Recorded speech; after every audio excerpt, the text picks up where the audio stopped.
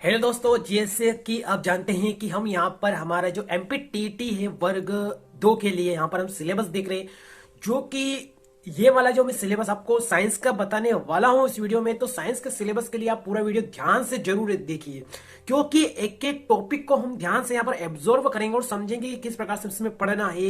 ये कितने नंबर का आने वाला है, हमारा एमपीटीटी वर्ग 2 की एग्जाम में साइंस का पेपर कितने नंबर का आने वाला है, क्योंकि साइंस एक मेन सब्जेक्ट है हमारा। क्या साइंस मेन सब्जेक्ट है और मेरा खुद का ये साइंस एक मेन सब्जेक्ट है, इसलिए इस पे मैंने काफी अच्छे से रिसर्च करी है। उसके बाद में जैसे कि ओल्ड हमारी जो रूल बुक थी उसको देखा मैंने। उसके बाद में जो हमारे टीचर है जो अभी जो स्टडी कर रहा हूँ वहां से मैंने काफी उनसे भी नॉलेज लिया। मतलब कि दो जगह से मैंने नॉलेज करके जो ये पीडीएफ बनाया है आपके लिए, जो मैंने पेज पर जैसा कि मैं हर बार आपके लिए तैयार करके लाता हूं, उसी प्रकार से ये भी तैयार करके लाया हूं। तो वीडियो को पूरा ध्यान से देखिएगा। अगर हमारे आपने पुराने जो सिलेबस के वीडियो है, जैसे कि इंग्लिश का मैंने ऑलरेडी अपलोड कर दिया, बाल विकास शिक्षा शास्त्र का सिलेबस भी ऑलरेडी अपलोड कर दिया है, तो उनको जाकर भी आप विजिट कर सकते हैं और बता सकते हैं कि कैसे लगे आपको वो। साथ में हमारा टेलीग्राम चैनल ज्वाइन कर लीजिएगा, वहां पर मैं इन पीडीएफ का मतलब पीडीएफ आपको लिए वहां पर प्रोवाइड कर दूंगा, वहां से जाकर आप आसानी से इनको डाउनलोड कर सकते हैं। और इसी प्रकार से हम आगे साइंस की स्टडी करेंगे, साथ में बाल विकास शिक्षा शास्त्र की भी हम यहाँ पर स्टडी करने वाले हैं। तो दो सब्जेक्ट की हम हमारे यूट्यूब चैनल पर यहाँ पर स्टडी करेंगे। बाकी हिंदी और इंग्लिश के आप खुद ही कर सकते हैं, सेल्फ कर सकते हैं। अगर होगा तो उनके लिए भी मैं ट्राई करने का कोशिश करूंगा, मतलब उनके लिए भी आपको नोट्स वगैरह प्रोवाइड करूंगा। जैसे जैसे हम पढ़ते जाएंगे आपके लिए नोट्स में प्रोवाइड करते जाऊंगा और खुद मैं नोट्स बना रहा हूं, दिन पे दिन पढ़ाई करता जा रहा हूं एमपीटीटी वर्ग 2 के लिए। तो बने रहिए हमारे यूट्यूब चैनल के साथ। और चलिए आज की वीडियो में साइंस का हम सिलेबस देखते हैं। Let's begin started. तो देखिए यहाँ पर आपकी जानकारी के लिए मैं बता दूं कि अभी इसमें हम देखने वाले हैं सिर्फ नॉर्मल और बेसिक सी जानकारी, जो हमारे लिए काफ़ी इंपॉर्टेंट है। तो नॉर्मल और बेसिक जानकारी देखेंगे तथा समझेंगे कि हमारा सिलेबस किस प्रकार से हमको प्रॉपर स्टडी करनी है। मतलब ये पढ़ाई करने के हमारे प्रॉपर यहाँ पर स्टेप्स है कि हमको क्या पढ़ना है, उसके बाद में क्या पढ़ना है, उसके बाद में क्या पढ़ना है। एक एक करके आपको सारे टॉपिक जो पढ़ने हैं उसके बारे में हम चर्चा करेंगे मतलब। तो चलिए बिना किसी देरी के अब स्टार्ट कर देते हैं। समझना हम कि हमको क्या पढ़ना है क्या नहीं पढ़ना है। तो आप देख सकते हैं यहाँ पर जो हमारा ये सिलेबस है साइंस का, विज्ञान का सिलेबस जो दिखाई दे रहा है आपको, इसमें क्या है कि आपका जो साइंस का है, जिसको हम सामान्य विज्ञान भी बोल सकते हैं, इसमें हमको 3 सब्जेक्ट तो पढ़ना ही है। जैसे कि आप जानते हैं, एक हमारा केमिस्ट्री होता है, उसके बाद में फिजिक्स होता है और बायोलॉजी होता है। बायोलॉजी मेन सब्जेक्ट रहेगा हमारा, क्योंकि हमारा बायोलॉजी भी चॉइस करा होगा बहुत सारों ने, जनरल साइंस के साथ किसी ने हिंदी चॉइस करा होगा। लेकिन उसके बारे में भी चर्चा करेंगे किस प्रकार से आपको सब्जेक्ट के साथ अपने विषय चॉइस करना है। तो उसके बारे में भी अलग से हम वीडियो बनाएंगे, तो आपको प्रॉब्लम नहीं आएगी।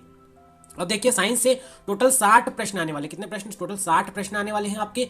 45 नंबर के विषय वस्तु जो कि आपको दिखाई दे रही है यहाँ पर, 45 नंबर के तो आपके स्टडी आएंगे, मतलब पढ़ने जो क्लास आपको पता है। जैसे कि वर्ग 2 यहाँ पर 6 to 9 रहता है, तो 6ठी 7वीं 8वीं 9वीं और 10वीं, हाँ 10वीं तक का जो आपको विज्ञान का पूरा नॉलेज अनिवार्य रूप से होना चाहिए। तो उसके बारे में ही इसमें हमको पढ़ना है। जैसे कि पहला टॉपिक है हमारा ब्रह्मांड।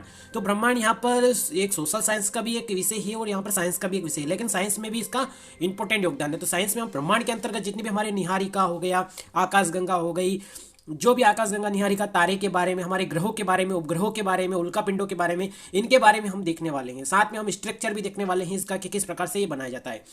अगर उसके बाद में बात करें हम मापन प्रणाली आ जाएगी हमें, जैसे कि समय की माप, मतलब समय किस प्रकार से क्या होता है, समय की सारी इकाइयों के बारे में, टाइम, सेकेंड, मिनट के बारे में, ताप के बारे में, ताप, उच्च ताप, निम्न ताप, क्वथनांक, और ये जितने भी हमारे लंबाई की जानकारियां, मतलब सब मापन के क्षेत्रफल किस प्रकार से मापते हैं, आयतन क्या होता है, द्रव्यमान क्या होता है, इन सभी के मापन के बारे में हम यहाँ पर चर्चा करेंगे नंबर 2 में। नंबर 3 वाला देखेंगे तो नंबर 3 वाला जो सेक्शन है आपको दिखाई दे रहा होगा यहाँ पर, इसमें पदार्थ की उदाहरण है। इसमें पदार्थ के बारे में पढ़ेंगे हम।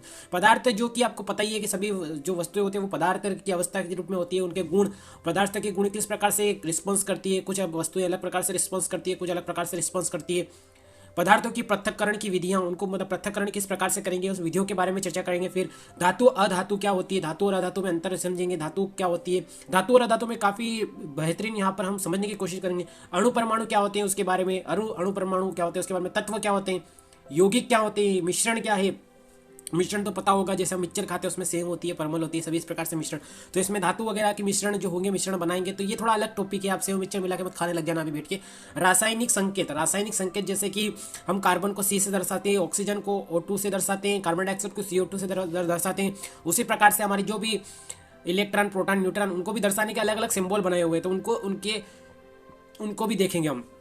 उसके बाद में सूत्र देखेंगे, सूत्र एवं समीकरण। सूत्र किस प्रकार से होते हैं, समीकरण क्या होती है, जैसे कि प्रकाश संश्लेषण के दौरान जो समीकरण बनती है, यहाँ पर पदार्थ की समीकरण दे रखी है, लेकिन बहुत सारी ऐसी समीकरणें होती है जो कि काफी इंपॉर्टेंट रहेगी। अम्ल क्या है, क्षार क्या है, लवण के बारे में, उनके गुणों के बारे में, अम्ल क्षार के गुणों के बारे में, साथ में लवण के बारे में, अम्ल स्वाद में कैसे होते हैं, क्षार स्वाद में कैसे होते हैं, अम्ल के उदाहरण, क्षार के उदाहरण। तो ये हम यहाँ पर तीसरे पॉइंट को भी डिटेल में देखने वाले हैं। अब चौथा है भोजन एवं स्वास्थ्य। भोजन एवं स्वास्थ्य क्या है, भोजन एवं स्वास्थ्य, देखो भोजन तो हम खाते हैं, स्वास्थ्य हमारा स्वास्थ्य। भोजन के स्रोत, भोजन के स्रोत कौन कौन से, पेड़ पौधे हो गए, जीव जंतु हो गए। भोजन के घटक क्या क्या है, भोजन पदार्थों का संरक्षण क्या होता है, संरक्षण किस प्रकार से करेंगे, उनको बचाएंगे कैसे, मतलब भोजन एवं स्वास्थ्य। तो इसमें भोजन एवं स्वास्थ्य पर हम चर्चा करने वाले हैं। नंबर 5वां पॉइंट है सजीव जगत।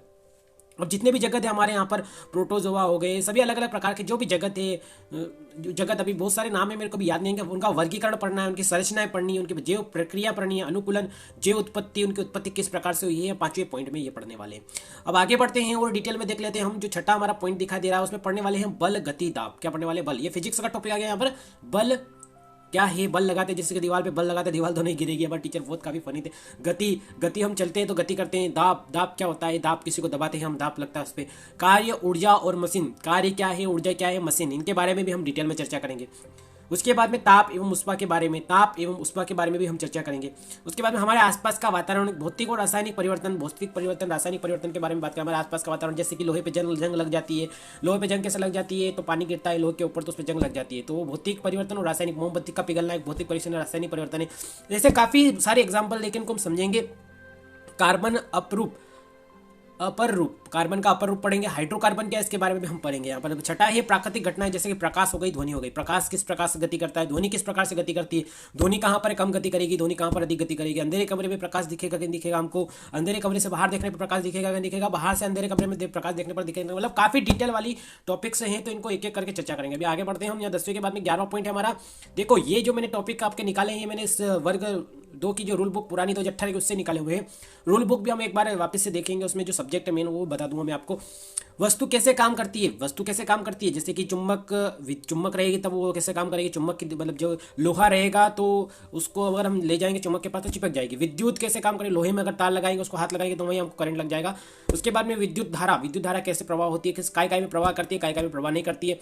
मतलब काफी डिटेल में पढ़ने को तो काफी है, लेकिन आपको यहाँ पर कंसिस्टेंसली मतलब जो बोलते हैं उसको हमको लगातार मेहनत करनी जरूरी है। जिस प्रकार से मैं आपको जैसे कि दिन प्रतिदिन अब वीडियो देने वाला हूं, यहाँ पर काफी अच्छी तरीके से बाल विकास शिक्षा शास्त्र से रिलेटेड और साइंस से रिलेटेड हम डेली यहाँ पर 1-2 दिन छोड़कर और बीच में कभी गैप वगैरह हो जाए थोड़ी बहुत, तो वीडियो में आपको देता रहूँ। बाल विकास शिक्षा शास्त्र से रिलेटेड और साइंस से रिलेटेड वीडियो आपको देता रहूंगा। बाकी आप आगे देखेंगे तो खाद्य उत्पादन और प्रबंधन के बारे में चर्चा करेंगे। खाद्य उत्पादन क्या है, खाद का उत्पादन कैसे होता है, जैविक खाद, अजैविक खाद, रासायनिक खाद, उनका प्रबंधन कैसे करेंगे उसके बारे में। प्राकृतिक संसाधन, हमारे प्राकृतिक संसाधन क्या है उसके बारे में चर्चा करेंगे। इन्वायरमेंट मतलब पर्यावरण, इसमें पर्यावरण अलग ही दे दिया, पर्यावरण में भी बहुत सारे सब्जेक्ट आते हैं, ऐसा नहीं है सिर्फ पर्यावरण के अंतर्गत हमको काफी यहाँ पर पढ़ना पड़ेगा, काफी लॉजिकली पढ़ना पड़ेगा।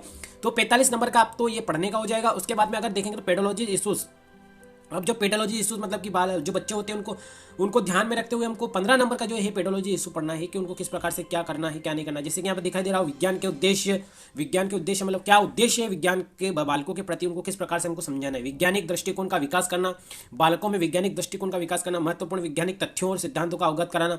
बहुत सारे तथ्य होते हैं जिनके प्रति हमको बच्चों को अवगत कराना पड़ेगा। बच्चों को अवगत किस प्रकार से कराएंगे, तो ये बहुत सारे टॉपिक है। उसके बाद चौथा है वैज्ञानिक संबंधित विभिन्न कौशलों का विकास करना, विज्ञान से रिलेटेड जितने भी महत्वपूर्ण कौशल है उसका विकास करना। नंबर 5वां है अवलोकन प्रयोग करना, खोज, अवलोकन करना, प्रयोग करना, खोजे करना वैज्ञानिक दृष्टि से। अब छठा पॉइंट है हमारा विज्ञान विषय से संबंधित नवीनतम जानकारी प्रदान करना। जो भी नवीन जानकारी आती है, बहुत सारी ऐसी जानकारी आती है नवीन, तो उनके प्रति उनको बच्चों को जानकारी प्रदान करना।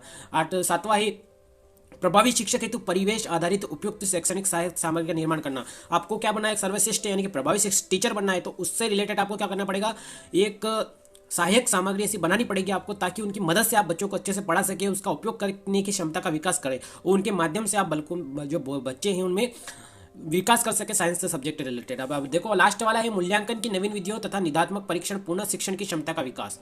मूल्यांकन की नवीन विधियां, बहुत सारी नवीन विधियां आ गई। आप बच्चों की जो विधियां हैं इनके बारे में चर्चा करेंगे। निदात्मक परीक्षण, निदानात्मक परीक्षण करना, पुनः शिक्षण की क्षमता विकास, मतलब उनको रिविजन करवाना, रिविजन किस प्रकार से करवाना है इनके बारे में हम डिटेल में चर्चा करेंगे। तो ये हमने देख लिया पूरा साइंस का सिलेबस। आपको स्ट्रक्चर पूरा समझ में आ गया होगा किस प्रकार से क्या है यहाँ पर कितने नंबर के कौन से क्वेश्चन आने वाले हैं। तो चलिए एक बार फिर मैं आपका रिवीजन करवा देता हूँ कि हमको कितने टॉपिक पढ़ने हैं। तो ये हमारा 60 नंबर का साइंस का, जो कि 60 नंबर का आने वाला एमपीटीटी साइंस सिलेबस है, जो कि 60 नंबर का 45 विषय वस्तु के प्रश्न रहेंगे हमारे जितने भी सब्जेक्ट से रिलेटेड है। उसके बाद में आपको डिटेल में मैंने काफ़ी जानकारी बताई है। उसके बाद में अगर देखेंगे तो यहाँ पर देखो पेडोलॉजी इशूज है, जो कि 15 नंबर का आने वाला है। इस प्रकार से 60 नंबर का आपका साइंस का मेन सब्जेक्ट बनने वाला है। अगर आपको इस वीडियो से रिलेटेड कोई भी प्रॉब्लम हो, कोई भी इशू हो, तो कमेंट बॉक्स में कमेंट करें। और मैंने इंग्लिश का सिलेबस, साथ में बाल विकास शिक्षा शास्त्र का सिलेबस और बाकी जो सिलेबस है उनके भी लिंक मैं आपको धीरे धीरे प्रोवाइड करता जाऊंगा, तो उनको भी जाकर आप आसानी के साथ में देख सकते हैं, उनको विजिट कर सकते हैं। अब ये वीडियो आपको पसंद आए तो कमेंट बॉक्स में कमेंट करें। धन्यवाद, मिलते हैं अगली वीडियो में, तब तक के लिए बाय बाय। आई होप कि आप इनको नोट करेंगे या फिर पीडीएफ के माध्यम से इनको डाउनलोड करके प्रिंट आउट निकाल कर काफ़ी अच्छे से स्टडी करेंगे। मिलते हैं अगली वीडियो में, तब तक के लिए बाय बाय।